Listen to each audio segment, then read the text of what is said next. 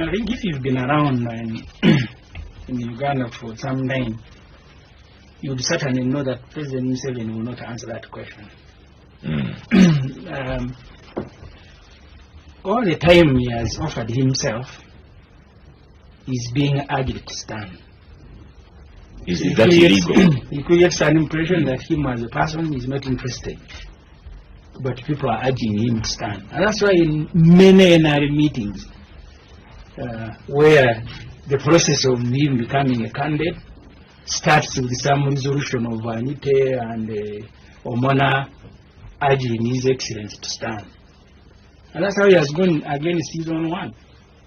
Because if you read his manifesto, I think the one of 2001, at least, on more than 4 pages where he said, I am not coming back. And eventually he was added. So you are right to say he's one of the cleverest men we have in this country. But the point is, and the President said it in his book, what are Africa's problems? If we don't sort out politics, governance, you will not stop discussing it. Because let me tell you, Oscar, the President, when he came here and captured power, 1986, Uganda was the project. Along with the way the President became the project, the amount of money now we spend on the presidency and keeping him in power is almost more than the amount of money we spend. You're talking about service, delivering services. You will never deliver services once a leader becomes the project of the country. Then the President came here, he said, I will go and buy furniture in Kawempe. He was riding Santana. He gave his ministers in the Saniraure. He said, we must be frugal with our resources. When I was in South Sudan at the inauguration of that country, the President came with his jet, the chopper was there was a motorcade. When you combine the amount of money we spend on the President visit, in fact I sat with the ministers and MPs from UK and other countries that had been sent there by the Speaker. When the President arrived, they were wondering whether he was the President of South Sudan.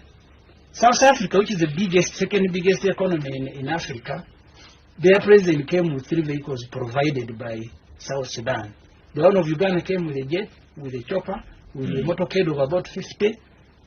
And even all these people you see now who are hovering around, it is not because they love the President more than Mushega.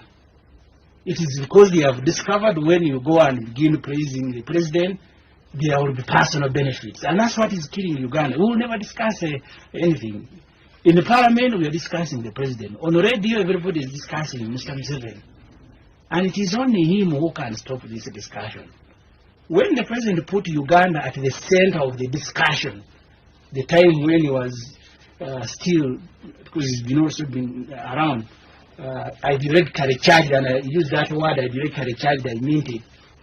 He said, now we will no longer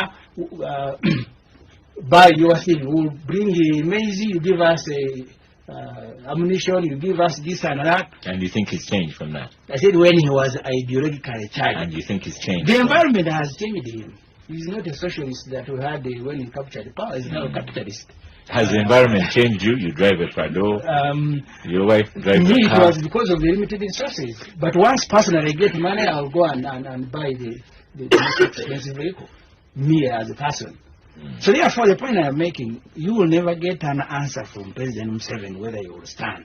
Because now it will be like he wants, and always he wants to create an impression he doesn't want. He's being urged by Anite, by so and so. And you also have to check on board that they are urging, because if you asked really, even in his sleep, he would say he wants Museveni to leave. Is urging him. His colleagues with whom they fought to come and liberate Uganda, they all have been asking him not to continue standing. Who is asking him? When the President came here, Nekesa, Omona, Anite, some of them were not even born. He came here when I was 12 years old. So therefore the point, Oscar, you can allow me just one more second. Yes. First of all, that answer you will not get.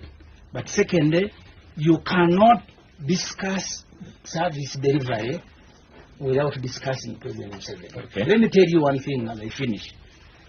The President this year in Parliament because he's the Minister of Finance. He allocated the State House 200 billion shillings. 80 billion shillings is for him to donate. The one who is responsible for roads, for hospital, he also has money to go and give him around. That's why the other day I think some optimists outsmarted him. They made him carry a sack of money. And that was bizarre in the history of this country, to make a head of state carry money. And I know he will never repeat it.